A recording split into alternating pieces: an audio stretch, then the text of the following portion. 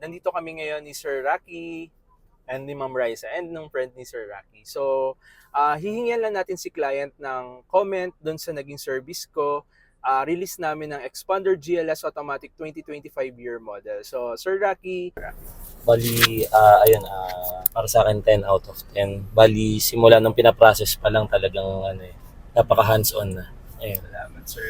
Yung bawat tanong namin nasasagot, tapos talagang maasikaso talaga. Hindi katulad ng ibang nakausap namin. Actually tatlo yung kausap namin, pero siya yung pinili namin kasi talagang ayun nga, hands-on, nasasagot Sir. lahat ng mga tanong. Thank you po. Hindi tulad ng mga nakausap namin, parang lang hindi ko alam kung nagbebenta ba yun o Ay, salamat po, Sir. Ayan, Opo, bali, salamat, Sir, na satisfied naman po kayo dun sa Oo naging naman. service Oo. ko po sa inyo. Oo Salamat naman, po. satisfied. And 10 out of 10. thank you, Sir. Bali, yun, Sir, thank you. Si Ma'am Raisa naman po. Ma'am Raisa, and wife po ni Sir Rocky po. Konting kwento lang. Tinanong niya kasi ako nun kung si Sir Alvin ba?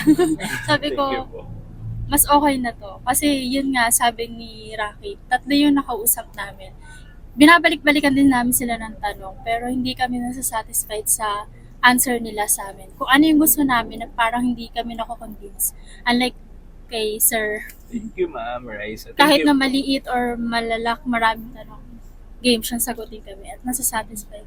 Maraming salamat po. Maraming salamat po at na-satisfied po kayo sa service ko po. And sana sa susunod po na unit niyo po, sa akin pa rin po kayo kumuha, Sir Rocky, Ma'am Raisa. Sir, and sana, Sir, soon, kung magdadagdag ka po ng unit po, Sir.